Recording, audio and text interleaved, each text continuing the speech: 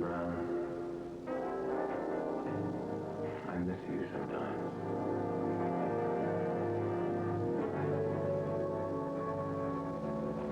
I told you once there was quite a bit of difference between a man and a boy. And I'll bet you've just been wondering about that ever since. I'll just bet you have.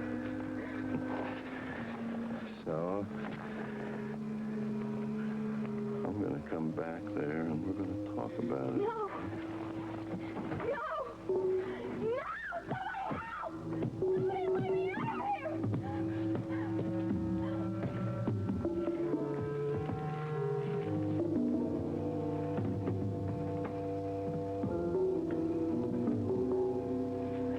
Don't touch that button.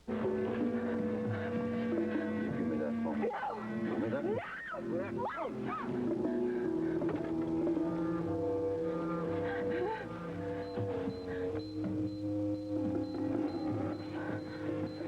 That's Skylar Whitney. That's Skylar Whitney on the phone. Answer or I will. I got to think about this. Hey, come back here. Come.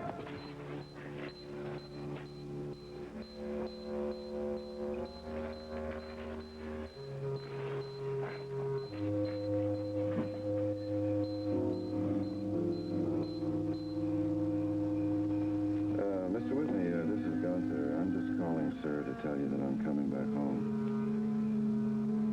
No, everything's just fine. Okay, good night, sir.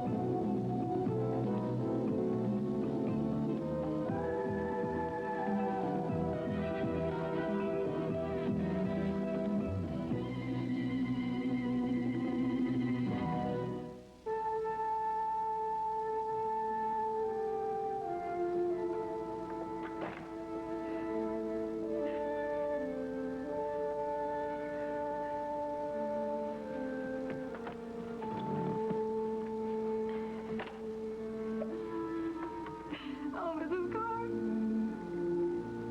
I still can't believe it. Everything seems so unreal. I know, Valerie. Sometimes... Oh, this is such a strange world. Please, for whatever comfort it can give you, try to remember what Kelly said. You're not alone. We're all here whenever you need us. From now on. Thank you. Thank you for that.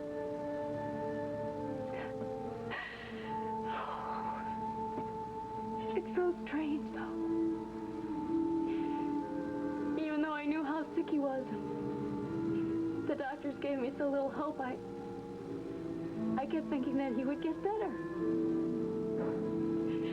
I just thought we'd talk again and this whole nightmare would work itself out somehow. Here's some tea. Careful. It's hot.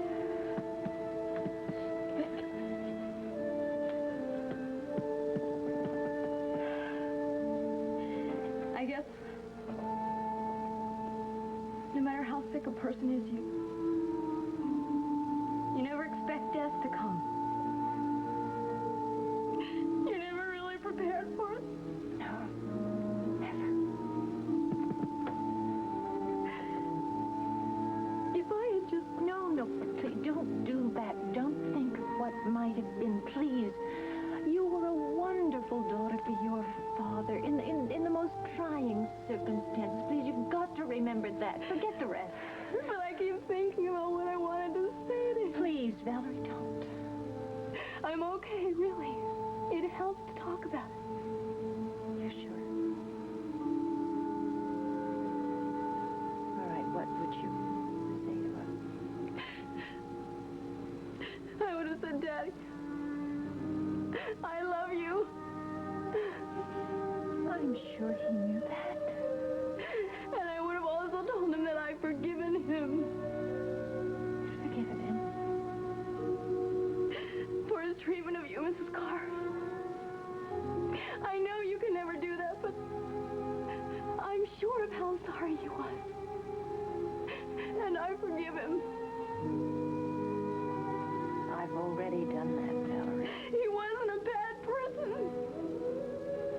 He was weak, maybe, and easily led, but there were so many good and kind things about him. I know that.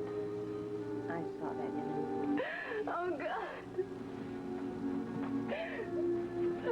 Look at me. I am 21 years old. I feel like I'm 4.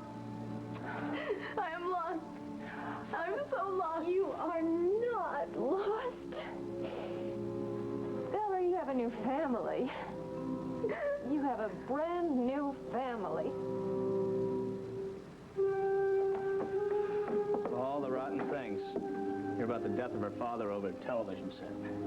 Well, it's a terrible shock under any circumstances. To hear it on the newscast. You know, I'm positive Nicole must have thought it was cleared and that Valerie had been notified. She's too responsible a journalist to put a story like that in the air without any thought but news value. Yeah, I know that too, Mike. It's just that it was such a shock to Val. Yes, I'm sure it was. Mike, I feel guilty. I don't even know if I'm going to be able to face her. Why should you feel guilty, Kelly? You had nothing to do with her father's death and the fact that it was announced publicly. I know. It's just that I was thinking back to all those harsh things I said about her father. Mr. Big Mouth. Couldn't have kept my feelings to myself, no. Hello? Mike, it's Miles. Look, I just heard Nicole's broadcast about Dr. Bryson's death. Did you and Nancy hear it? Yes, we did. Miles, Kelly and Valerie Bryson went to dinner tonight together, and he brought her back here afterwards. The first time she heard the news was on TV. Oh, no, that's what I was afraid of. Look, Mike, I just got off the phone with Nicole. She was appalled to find out after the broadcast the hospital had given out the information without notifying his daughter. Now, somebody just handed the item to Nicole before she went on the air. She assumed notification had already been made. That's standard practice, you know? Yes, I know it is. Somebody fouled up, that's all. We discussed it already and figured that's what must have happened. Well, at any rate, Nicole is very, very upset. Miles, reassure her that we understand it's not her fault. Well, how's Miss Bryson doing? Terribly shaken, as you can imagine. We're going to try to convince her to stay here for the night, so she won't be alone. Well, that's a good idea. After all she's been through with her father not letting her come to see her. Mike, we'll talk later. Jody, what's the matter? What happened? It's Gunther.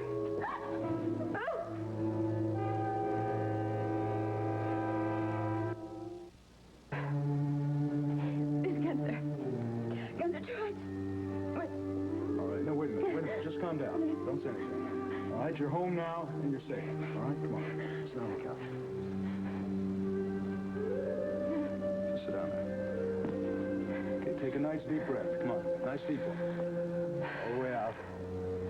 All right, now. From the beginning, you just take your time. What happened? I was leaving the dance studio, and I saw Gunther. And he said that Skylar Whitney sent the car for him to take me home. And I said to him, no, it's okay, I can find my own way home.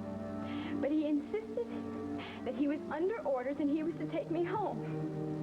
So like an idiot, I agreed, and I got in the back seat. And the next thing I knew, he locked the doors. What? He locked the doors, and I couldn't get out. Anyway, I realized that he had been drinking, and he was in a playful mood, if that's what you could call it. And then I knew this guy Whitney wasn't the one who sent the car for me, that it was Gunther's idea.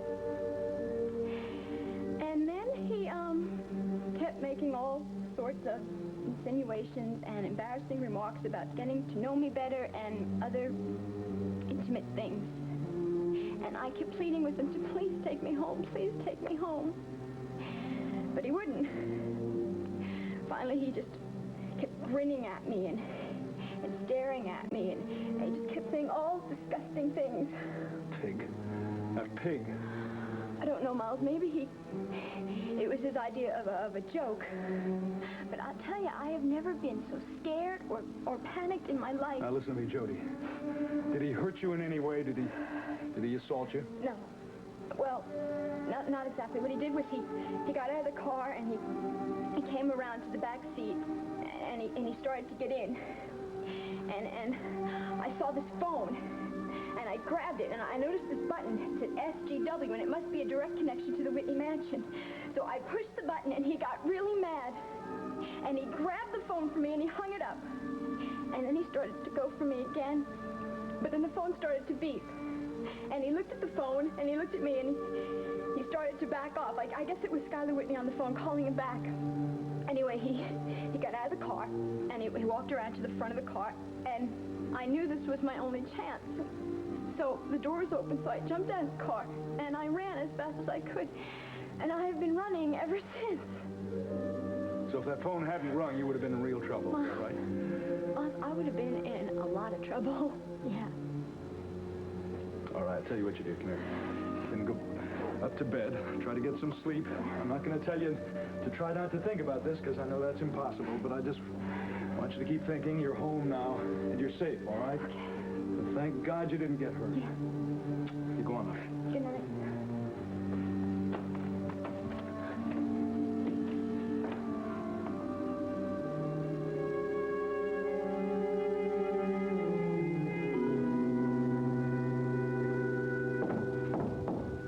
Who is it? It's Gunther, Mr. Whitney. Well, what is it you want, Gunther?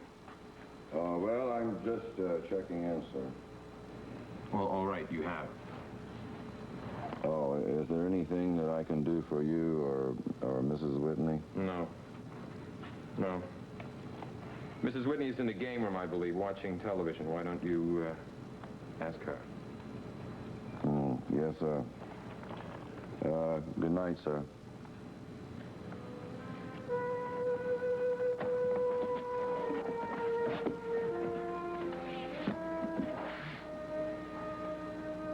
I always knew this was a box full of dynamite. And now it's blown up in my face. And this just in.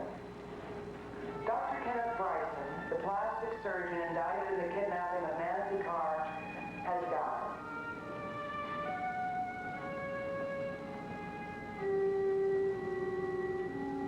So, he's dead.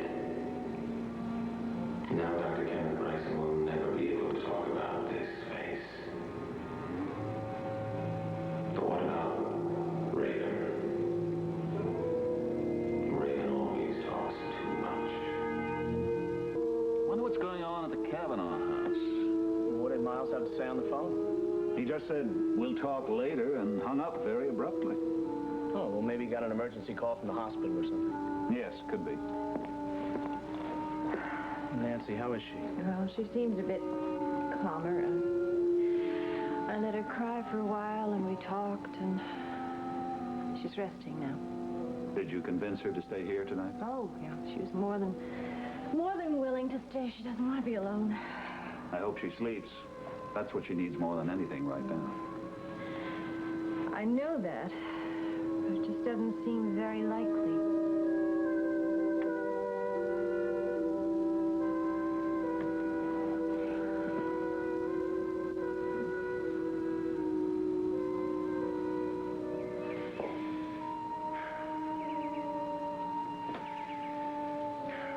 Well, young man, how are you feeling today? Well, much better now. Yes, you always seem to feel much better after your daily visitor arrives. Hello, love. Hi, Daddy. So, Miss Nightingale, you're still ministering to the sick, eh? Oh, yeah. What are you reading to the lieutenant today? Remembrance of things past. Proust. Don't you think that's a bit much? No. You know how bright I am, Daddy. Anyway, Lieutenant Dedrickson helps me along if I stumble. Oh, I see. Well, then. Now, don't get all involved and spend all day out here.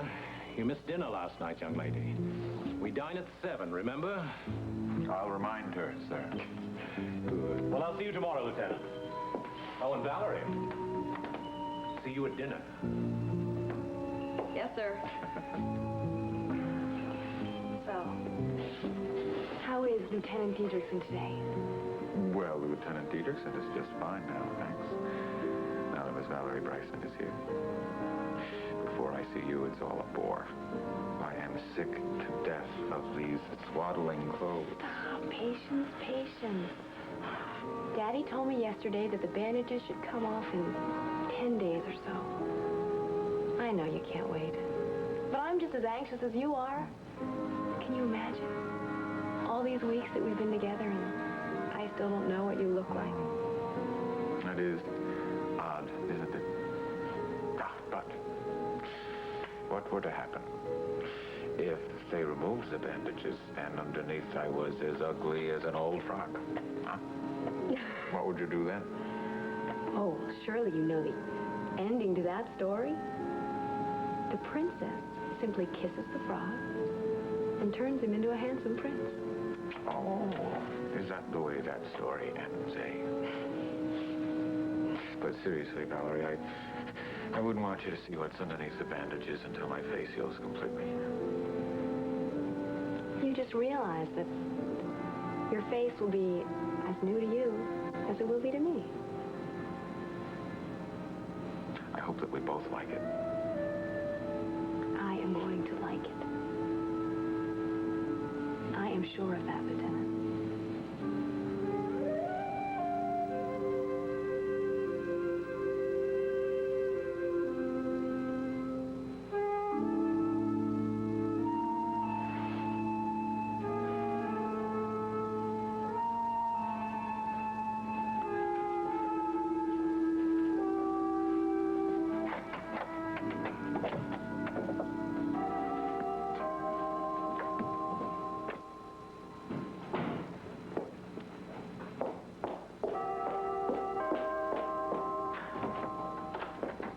See Gunther. Who, sir? Gunther Sylvester Wagner. Get him!